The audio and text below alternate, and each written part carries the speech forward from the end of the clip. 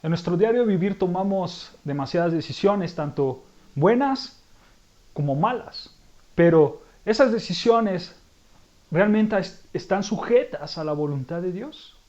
Mi nombre es Alejandro García y ahora en el corazón del Evangelio vamos a ver cómo discernir la voluntad de Dios.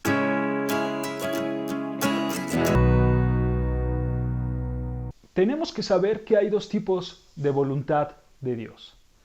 La primera, la voluntad determinada de Dios. Con esto quiero decir que Dios en su soberanía controla absolutamente todo. Uno de los más grandes ejemplos que nosotros podemos ver en la soberanía de Dios es nuestro Señor Jesucristo. Él sube a un monte a orar antes de su crucifixión. Dice estas palabras: si es posible, pasa esta copa de mí, pero no sea como yo, sino como tú. Esto significa que Dios planeó en su soberana voluntad que Jesucristo fuera crucificado. Jesús rogó al Padre, pero dijo: si ese es el infinitamente sabio camino o el infinitamente amoroso camino, que así sea. Que no sea como yo lo disponga, sino como tú lo dispongas, como sea tu soberana voluntad. Y así lo hizo Dios. Jesús pasó ese gran tormento. Dice Efesios 1:11, en él, asimismo, tuvimos herencia, habiendo sido predestinados conforme al propósito del que hace todas las cosas según el designio de su voluntad. Versículos también como Mateo 10, Proverbios 16 y Proverbios 21 nos muestran que la voluntad de Dios es todo lo que ocurre en este mundo. Dios es soberano sobre todo este mundo. Él nunca se arrepiente, a Él nada le toma por sorpresa, Él es absolutamente soberano.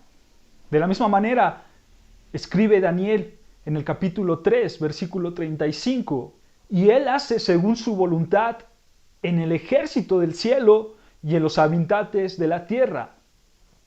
Y no hay quien detenga su mano y le diga: ¿qué haces? Esto es su voluntad determinada. Él hace todo lo que tenga que hacer, estés o no estés de acuerdo, Él lo hará. El segundo tipo de voluntad de Dios, la voluntad ordenada de Dios. Con esto nos referimos a los mandatos o ordenanzas que Dios nos manda hacer. Y aquí es donde podemos discernir la voluntad de Dios. Toda persona puede aceptar o puede rechazar esta voluntad de Dios. Dice Primera de Tesalonicenses 5:18. Dad gracias en todo, porque esta es la voluntad de Dios para con nosotros en Cristo Jesús. La voluntad de Dios es dar gracias absolutamente de todo, pero hay personas que no lo hacen así. También están los 10 mandamientos. Dios nos manda a que no robemos, Dios nos manda a que no matemos, a que no mintamos, pero no todas las personas lo hacen así. Por eso esta voluntad puede ser rechazada o puede ser quebrantada. Entonces, la palabra de Dios tiene dos significados. Por un lado, a veces significa que Dios tiene el control soberano y absoluto sobre todas las cosas, que nunca puede ser quebrantado y que nunca puede ser frustrado. Y a veces se refiere la palabra de Dios a lo que debemos de hacer, porque Él ordena que lo hagamos. Por ejemplo, no matar, no robar, no adulterar. Y tú puedes quebrantar esa voluntad, tú puedes desobedecer esa voluntad. ¿Cómo podemos conocer la voluntad de Dios? Pablo nos enseña y nos ayuda a entender un poco más esto. En Romanos 12, versículo 1 y versículo 2. Así que, hermanos, os ruego por las misericordias de Dios que presentéis vuestros cuerpos en sacrificio vivo, santo, agradable a Dios, que es vuestro culto racional.